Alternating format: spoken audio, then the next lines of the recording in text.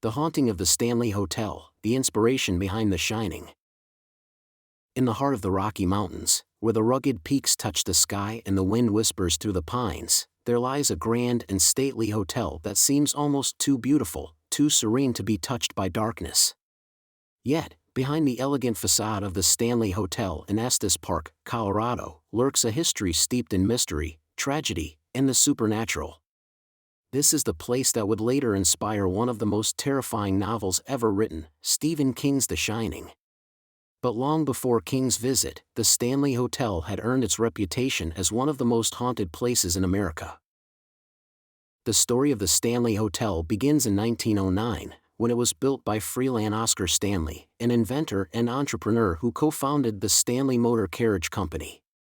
Stanley and his wife, Flora, fell in love with Estes Park during a visit, and after recovering from tuberculosis in the crisp mountain air, Stanley decided to build a grand hotel that would offer the same restorative experience to others.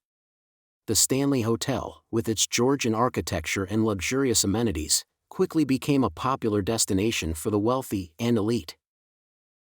But from the very beginning, there were whispers of something strange about the hotel. Guests and staff reported seeing figures out of the corner of their eyes, only to turn and find no one there.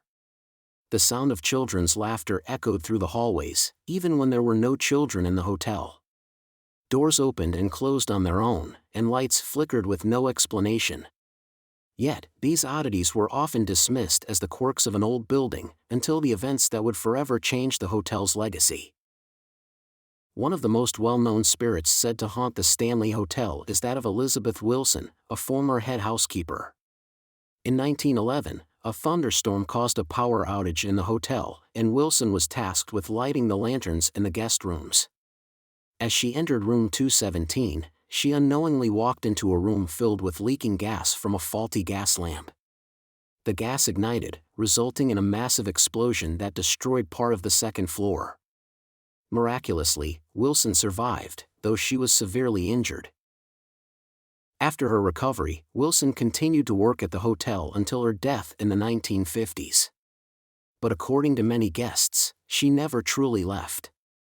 Visitors staying in room 217 have reported strange occurrences, unexplained cold spots, their luggage being mysteriously unpacked, and even the sensation of an invisible presence tucking them into bed. Some couples have claimed that an unseen force tries to separate them in the night, as if the spirit of Mrs. Wilson disapproves of unmarried couples sharing a bed. Room 217 remains one of the most requested, and feared, rooms in the hotel. But Mrs. Wilson is not the only ghost said to haunt the Stanley Hotel. The Grand Ballroom, once the scene of lively parties and elegant soirees, is now the domain of spectral guests who refuse to leave.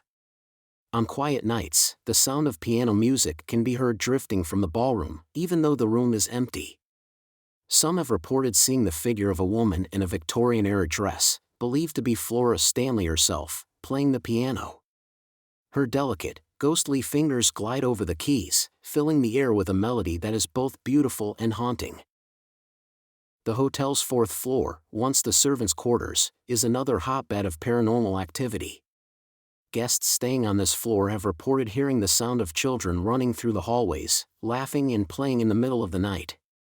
However, when they open the door, they find the corridor empty and silent. Some have heard the faint sound of a child crying, only to have it stop abruptly as they approach the source. It is said that the spirits of children who once lived at the hotel now play eternally in the afterlife, their laughter mingling with the wind that sweeps through the mountains. Perhaps the most unsettling of all the spirits at the Stanley Hotel is that of a man known simply as the Cowboy. Described as a tall, shadowy figure with a cowboy hat, he has been seen standing at the foot of guests' beds in the dead of night. Some have awoken to find him sitting on the edge of the bed, watching them with an intensity that chills them to the bone. Though he never speaks, his presence is enough to send most people running from the room.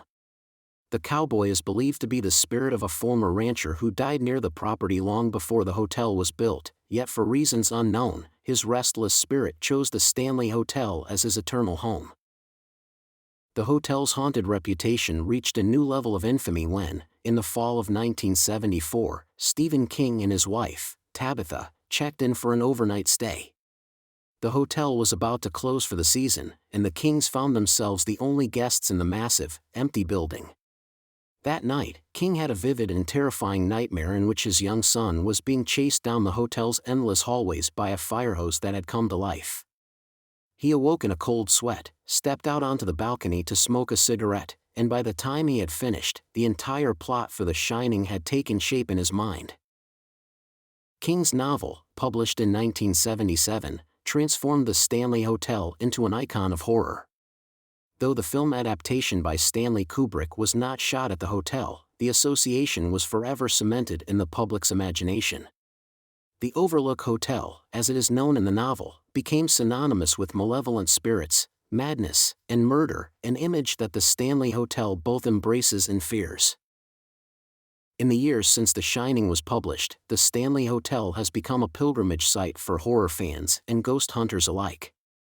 Paranormal investigators have flocked to the hotel, armed with cameras, recorders, and EMF detectors, eager to capture evidence of the spirits that are said to roam its halls. Many have left with chilling tales of their own, photographs showing strange orbs of light, recordings of ghostly voices, and encounters with the hotel's spectral residents. One particularly chilling incident involved a group of ghost hunters who stayed overnight in the infamous Room 217. As they conducted their investigation, they captured a series of EVP, electronic voice phenomenon, recordings that seemed to contain the voice of an elderly woman. The voice, faint but clear, could be heard saying, "Get out," followed by the sound of a door slamming shut. The group later reported feeling an overwhelming sense of dread, as if they were being watched by something unseen and malevolent. But it's not just the paranormal investigators who have experienced strange phenomena at the Stanley Hotel. Ordinary guests, too, have reported encounters with the supernatural. One guest, staying in room 401, awoke in the middle of the night to find her closet door slowly creaking open on its own. As she watched in horror, a pair of ghostly eyes appeared in the darkness, staring out at her. The door then slammed shut with a force that shook the walls. Terrified, the guest fled the room and refused to return, convinced that something evil had been watching her from the closet. Another guest, staying in room 418, reported waking up to the sensation of someone sitting on the edge of her bed.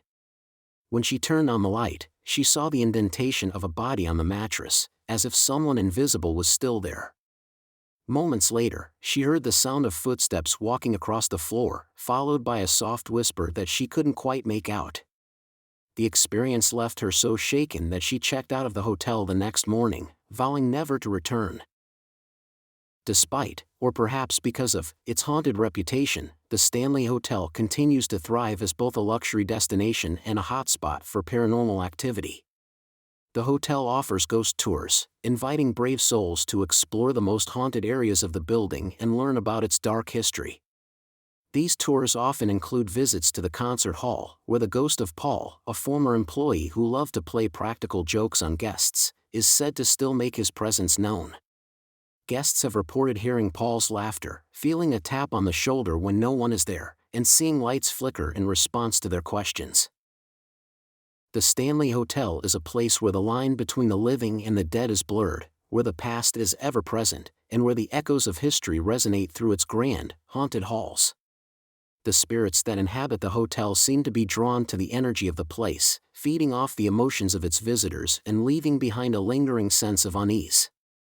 Whether you believe in ghosts or not, there is no denying that the Stanley Hotel possesses a unique, eerie charm that has captivated the imagination of millions. For those who dare to spend a night at the Stanley Hotel, the experience is unforgettable. The creaking of the floorboards, the flickering of the lights, the distant sound of a piano playing in an empty room, all contribute to the feeling that you are not alone. The spirits of the Stanley Hotel are always present, watching, waiting, and perhaps even reaching out to those who are brave enough to make contact. The Stanley Hotel stands as a testament to the power of the supernatural, a place where history and horror intertwine, and where the spirits of the past continue to make their presence known. As night falls over the Rockies and the shadows lengthen, the hotel's true nature is revealed, a place of beauty and terror, where the ghosts of the past walk side by side with the living, and where the echoes of Stephen King's The Shining continue to reverberate through its haunted halls.